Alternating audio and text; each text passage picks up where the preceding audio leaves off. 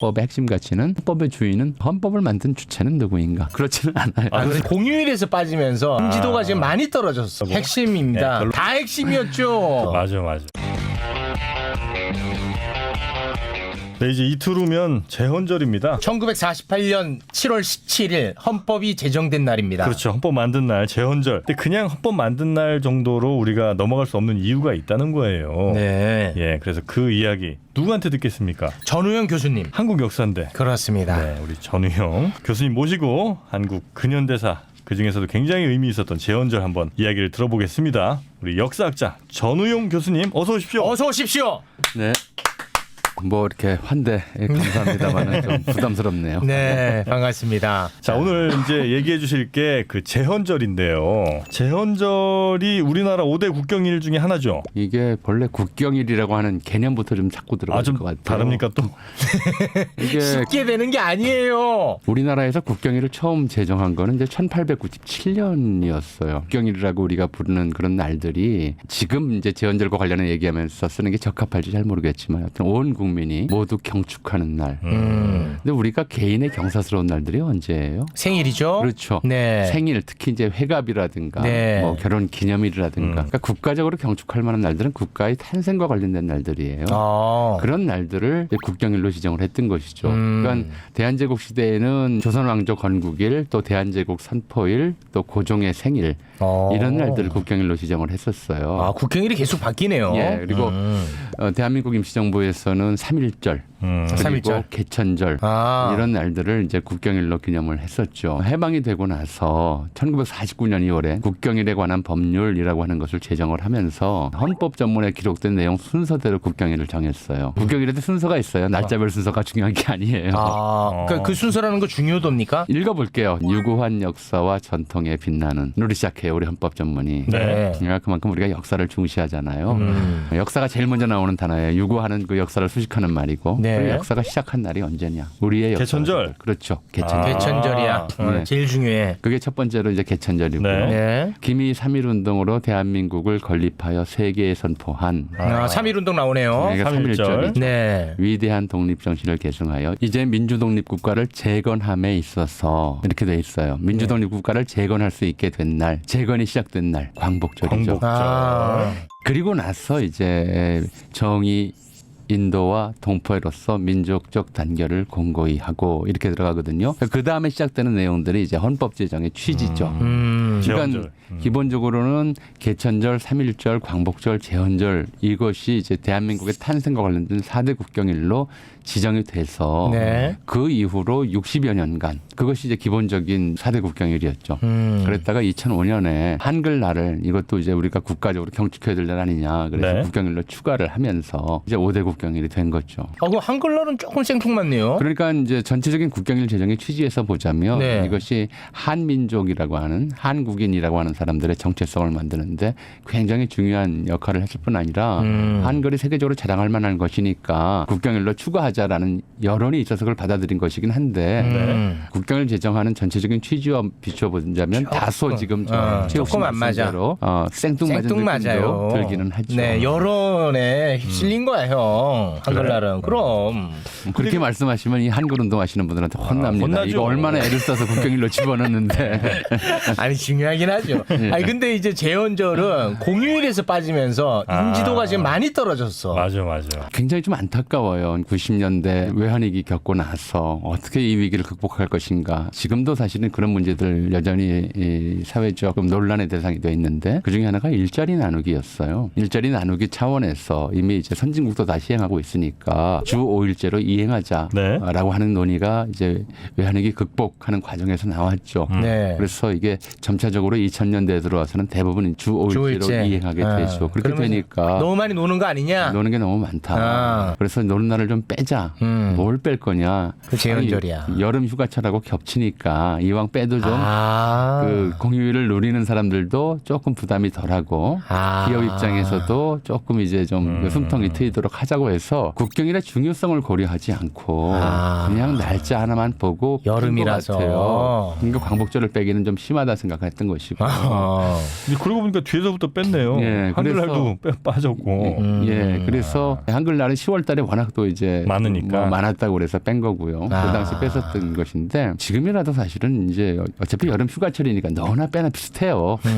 그렇죠? 너나 빼나. 제헌절 비슷한데 넣어야지. 제헌절은 국경일이라서 이건 이제 국경일은 국경일답게 예우를 해야죠. 네. 지금 길거리 나가서 제헌절 몇 월 며칠인지 물어보면 모르는 사람이 더 많을 겁니다. 그러니까 그런 것들 때문에 그런 문제들 있고 해서 네. 제헌절은 다시 공휴일로 국경일답게 재지정을 해야 될 것 네네. 같습니다. 맞습니다. 네. 근데 제헌절이 7월 17일인 거는 어떤 이유가 좀 있습니까? 그날 딱 만들어진 거죠. 그렇지는 않고요. 아니요? 이제 헌법은 7월 12일 날 독회를 끝내고 이제 완성이 됐죠. 네. 완성이 7월 되는- 12일에요. 예, 12일에 제정이 됐는데 그럼 언제 공포할 거냐? 논의가 좀 있었어요. 그날 바로 해도 되는데 네. 이왕이면 이제 며칠 안 남았는데 네. 7월 17일이 조선 왕조 건국일이었어요. 그러니까 좀 그런 고민들이 있었어요 당시에. 이거랑 좀 안 맞는 거 아닙니까? 2차 대전 이후에 네. 신생 독립국으로 취급받아 왔고 김해독립 선언서에도 그런 문구가 있어요. 반만년 문화민족을 토메인우하며라고 하는 구절이 있어요. 우리가 반만년 역사를 가지고 온 문화민족인데 일본인들이 마치 토메인우라고 하는 거는 무슨 원시인 취급한다, 야만인 취급한다 이런 거였거든요. 그런 이제 문제들도 있고 해서 우리의 역사성을 계승하는 좀 날짜를 정하는 것이 그나마 좋겠다. 우리가 대한민국과 조선 왕조는 전혀 다른 이제 체제이지만 네. 그것이 하나의 연속돼 있는 역사성 위에 있다고 하는 것을 표현하기 위해서 그 날짜로 하는 것도 괜찮겠다 해서 7월 17일 날 공포를 했습니다. 그거는 뭐 적절했다고 보십니까? 저는 별로인 것 같은데. 정영 씨는 일단은 네. 별로입니다. 그러니까 역사의 계승이라고 하는 게 뭐냐라는 거죠. 네. 그러니까 우리가 조선왕조도 그렇고 조선왕조의 개천기원절이라고 하는 것이 조선왕조 개창일이었어요. 그 전에 역사들은 자기들이 계승하거나 그럴 것이 아니라고 봤던 거죠. 숭계의 대상이 아니라고 봤는데 이른바 하나의 국가사 차원이 아니라 민족사라고 하는 민족이라는 새로운 주체를 설정하고 나니까 삼국시대도 그렇고 고려시대도 그렇고 이건 모두 다 우리의 역사다. 그것이 일련의 연속되어 있는 과정이었다라고 하는 것을 스스로 인식할 필요가 있었어요. 지금 같으면 이제 그런 생각들이 워낙 보편적이고 학교에서부터 우리가 고조선부터 역사를 가르치지만 네. 조선시대까지는 고조선이라고 하는 것에 대해서 가르치지도 않았고 배우지도 않았어요. 대개가. 네. 그러니까 그런 상황이었기 때문에 어쨌든 그 헌법전문의 유구한 역사와 전통에 빛나는으로 시작하면서 그 유구성, 역사의 유구성을 표현하기 위해서는 조선왕조와의 연관성이라고 하는 것도 좀 날짜로나마 표현할 필요가 있겠다고 당시 네. 사람들은 생각을 했죠. 그래서 이건 잘한 거냐 잘못한 거냐. 지금의 잣대로는 안 돼. 이걸 따질 네. 상황은 아닌 것 같아요. 알겠습니다. 예.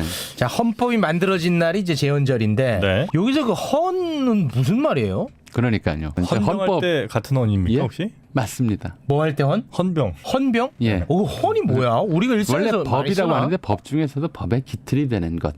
모든 법의 기틀이 되는 법 중의 법을 이제 헌이라고 하죠. 우리가 헌장, 헌병, 헌법 이런 말로 쓰는데 네. 헌병은 원래 그래서 밀리터리 폴리스잖아요. 네. 군 경찰이에요. 군법을 다루는 병사라서 헌병이라고 했던 것이죠. 그래서 네. 법병 하기는 좀 발음이 이상했던 것 같아요.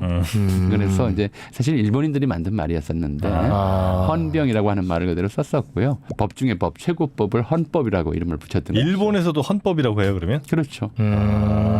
일제네, 잔제네 또. 아니 그런 건 아니에요. 이건 아니에요? 또 한자 문화권 전체에서 헌은 그래요? 법 중에서 이제 기틀이 되는 법, 가장 중요한 법 이런 의미로 써왔기 때문에 큰 법이다, 법 중의 법이다. 법 중의 법. 예, 이런 의미로 이제 일반적으로 쓰는 거라서 일본 용어라고 보기는 어렵죠. 네. 주로 누가 만들었습니까 이거는? 어쨌든 처음에 초안 작성하고 뭐 이런 사람들이 있을 거 아니에요. 1948년 5월 10일에 50 총선거가 벌어지죠. 열리죠. 네. 그러니까 이제 이 미군정 또 북쪽에는 소련 군정이 들어와서 굉장히 그 45년부터 48년까지 남북이 모두 혼란스러웠죠. 네, 네. 분단이 네. 이제 고착화하고 그러다가 이제 이승만 초대 대통령이었죠. 네. 이승만 전 대통령이 남쪽에서만이라도 선거가 가능한 지역에서만이라도 하자. 선거를 해서 헌법을 만들고 정부를 출범시키자 이런 이야기를 먼저 했었죠. 이것 때문에 단독정부 수립 반대 운동이라든가 또 결과적으로는 이런 운동이 제주 4.3 이런 일들로 일련의 사건들로 이어졌었잖아요. 그런 와중에 48년 5월에 총선거가 열렸고 네. 총선거에서 재헌 의원들을 뽑았어요. 헌법 제정을 담당하는 의원들을 뽑은 거죠. 그래서 이 의원 중에서 다시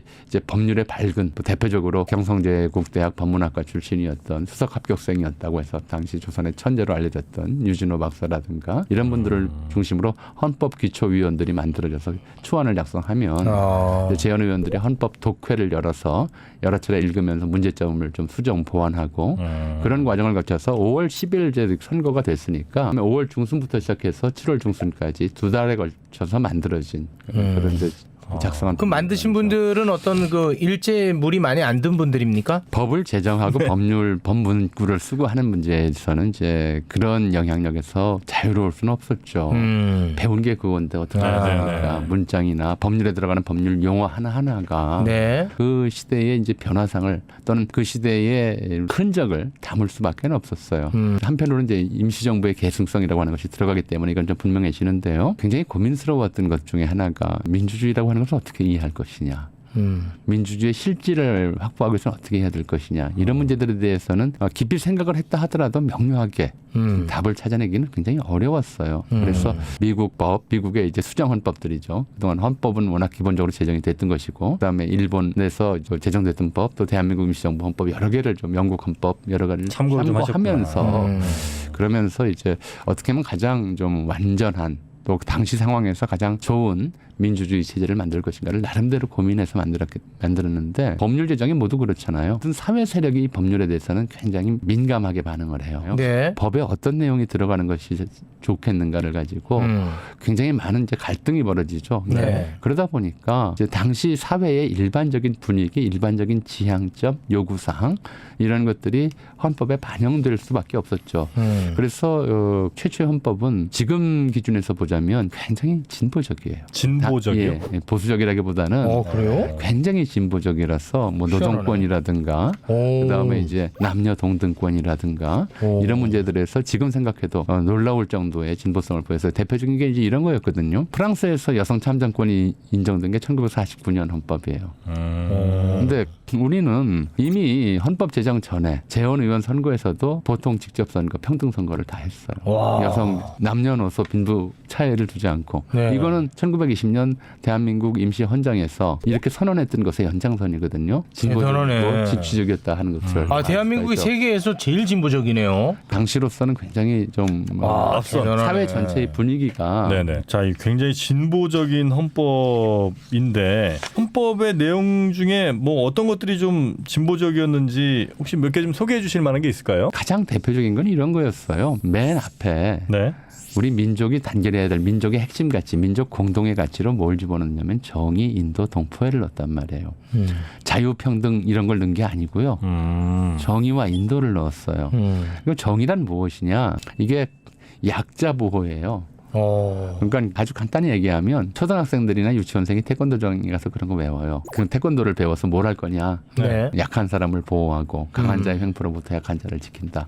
이게 정의다라고 생각하는 것. 억강부약. 이건 굉장히 오래된 이제 한국인들의 관념이거든요. 강한 자를 억누르고 약한 자를 부추긴다라고 하는 것. 근데 이런 개념을 이제 헌법의 제 첫 번째 가치로 집어넣었다는 것 자체가 약자 보호, 대단하네. 이제 그 강자 견제라고 하는 그것을 이제 우리 헌법적 가치의 핵심을 두었다는 것이고 인도주의도 마찬가지예요. 제 철학하고 인도주의는 정반대네요. 그 부분은. 인도주의도 기본적으로 이제 천도, 인도 이렇게 나누는 유교적 개념도 있지만 20세기 인도주의는 제국주의가 만들어낸 사회 진화론에 반대되는 그런 개념이었어요. 짐승 세계에서는 동물의 세계에서는 약육강식, 우승열패, 적자생존의 논리가 일방적으로 관철이 되잖아요. 근데 그것과는 다른 것이 인간의 도리여야 한다라고 생각을 했던 것이죠. 그런 것들이 전부 인도주의여서 대체로 헌법의 어떤 조항이다라고 얘기하기보다는 기본적으로 인도주의와 정의관 이런 것들이 헌법 전체를 관통하도록 그렇게 이제 설계가 돼 있었고요. 그리고 이때도 이미 이제 토지에 대한 공개념, 지금도 이제 토지 공개념 얘기들이 계속 말이 나오는데 이미 그 시대는 토지 공개념이 가장 기본적인 과제였어요. 왜냐하면 당시 한반도 토지의 3분의 1 정도는 일본인들이 가지고 있었어요. 그 다음에 이제 대지주들 굉장히 많았죠. 이런 문제들을 두고서는 민주주의 사회를 건설할 수 없다고 해서 농지 개혁을 추진을 했고요. 실제로 직접 농사 짓는 사람들이 3정복까지만 가질 수 있다는 원칙하에 농지 계획을 추진을 했거든요. 그러니까 땅 많이 가진 사람들을 증권을 주고 토지를 강제로 외상으로 사들여서 땅 없는 농민들한테 싸게 분양해 주는 이런 절차를 거쳤거든요. 토지 공개념을 그 재헌 헌법 당시에 집어넣어서 그걸 토대로 해서 농지 개혁이 단행이 되었던 것이죠. 그러니까 지금 만약에 그런 계획을 단행을 한다. 예를 들어서 집 10채 가진 사람은 뭐 살 집이나 자식 줄 집 한 2채만 빼놓고 8채는 강제로 국가에게 팔게 하고 돈도 직접 안 주고 바로 안 주고 무슨 증권 같은 거 줘가지고 그걸 가지고 나중에 처리하게 한다. 바로 빨갱이 소리 이랬다가는 뭐 빨갱이를 떠나서 네. 난리가 날 텐데 난리 납니다. 우리 헌법은 그런 내용까지 담고 있었어요. 지금의 관점으로 봐서도 굉장히 진보적인 급진적이라는 평가를 들을 급진적일 정도죠. 오히려 와, 그런 희한하네. 내용이죠. 재헌 헌법 전문이 이게 한 문장으로 되어 있나 보군요. 일제강점기 이래 헌법뿐만 아니라 모든 법률이 심지어 검사의 공소장 같은 경우도 8, 90년대까지는 한 문장으로 되도록 돼 있었어요. 그 희한하네.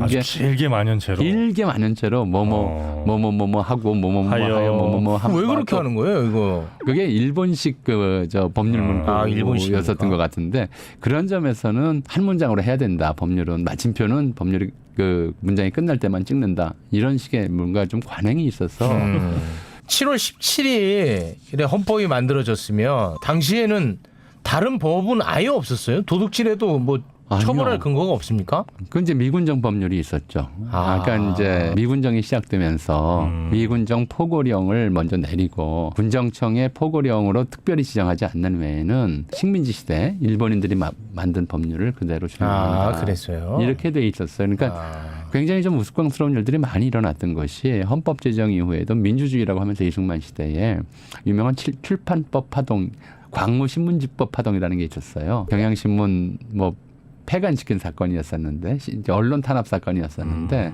언론을 탄압하는데 마땅한 법률이 없었던 거예요. 미군정에서도 언론 탄압 법률을 안 만들었고 또 대한민국 헌법화에서 언론 탄압 법률을 만들 수도 없었고 그런 상태에서 탄압하기 위해서 끌어다 쓴 법률이 대한제국 시대에 만든 신문지법이라는 법률을 갖다가 적용을 해요. 그러니까 이제 광무 신문지법 사건이라고 그러거든요. 그러니까 일제 시대 식민지 시대에 만들어진 여러 법률들 그대로 적용이 됐군요. 예, 이런 문제들은 좀 인식을 해야 될 것 같아요. 그러니까 일본 법률을 따랐다 해서 좀 문제가 되긴 하는데 당시 사회 상은 좀 그랬어요. 해방이 되고 그때까지 민주주의가 좋은 제도라고 생각한 사람은 그렇게 많지는 않았어요. 일반적인 좀 생활 풍경을 보면 네. 일본이 물러갔으면은 세상이 싹 바뀌었을 것 같은데 그렇게 바뀌질 않아요. 그러니까 예를 들어 거리에 나가 보면 거리 상점의 간판들은 여전히 일본말로 써 있고 여전히 와타나베 모자점이니 나카무라 빵집이니 모리야마 과자점이니 이런 것들이 간판으로 쫙 걸려 있어요. 그거를 뭐 하루아침에 정리할 수 있겠어요. 그러니까 이런 상황에서 이제 일본 법률 또 과거의 법률, 과거의 관습, 과거의 제도가 그대로 남아있는 것. 미군정이 바꾸지 않아서 그냥 일본식으로 살게 돼 있는 것들에 대해서는 큰 문제의식을 못 느끼는 부분들이 많았던 거죠. 그러니까 한국전쟁을 거치면서 이것들이 전면적으로 파괴되었던 것이지 헌법은 이제 식민지 시대를 청산하고 완전히 청산하고 정말 민주주의 체제를 만들자고 하는 이른바 약속법이에요. 그런 법을 만들기로 한 약속법이고 그래서 법 중의 법이고 기틀이 되는 법이라고 말씀을 드렸던 것이죠. 그 48년에 만들어진 헌법이 지금 헌법하고는 완전히 다릅니까? 아니 전문은 거의 같아요. 거의 비슷합니까? 왜냐하면 이제 헌법 전문에 들어가 있는 정의, 인도와 동포애로서 민족의 단계를 공고히 하고 그러니까 앞에 87년 헌법 개정 당시에 4.19를 추가했어요. 그리고 이제 대한민국을 건립하여 세계에 선포한 위대한 독립정신을 계승하여라고 되어 있는 부분을 대한민국 임시정부의 법통과 불의에 한거한 4.19 민주주의 이념을 계승하고 계승하여로 이렇게 바꿨거든요. 그러니까 4.19를 87년에 집어넣었고요. 정의, 인도와 동포애로서 민족의 단계를 공고히 한다라고 하는 이 이제 헌법의 핵심 가치. 많은 분이 그걸 좀 오해를 하고 있어요. 대한민국 헌법이 규정한 핵심 가치는 뭐냐? 우리가 한 민족으로서 한 나라의 같은 국민으로서 공유해야 될 가치관은 무엇이냐? 그동안에 이제 이승만 정권 때 4.4 5입개헌이라든가 발췌개헌이라든가 그리고 이제 유신이라고 하는 또 5공화국의 헌법 이런 것들을 거치면서 헌법 재헌헌법이 가졌던 진보적 성격은 다 말살돼 버렸죠. 말살돼 버렸다가 87년 이제 개헌해서 다시 헌법 전문을 거의 이제 그대로 살리면서 이제 많은 부분들을 이제 진보적이라기보다는 이제 덜 야만적인 네, 그런 이제 복원 정도로 보면 되겠군요. 헌법 체계들을 만들어낸 것이 현행헌법인데 그래도 이제 지금 기준에서 보자면 오히려 재헌헌법 당시보다 미흡한 것들이 있는 거죠. 마지막으로 헌법이 고쳐진 게 87년입니까? 그렇죠. 민주화 87년 6월 민주화 항쟁으로 이제 5공화국 헌법 이제 역시 대통령 간선제. 그 당시에 이제 중심 과제는 대통령 직선제 개헌이었죠.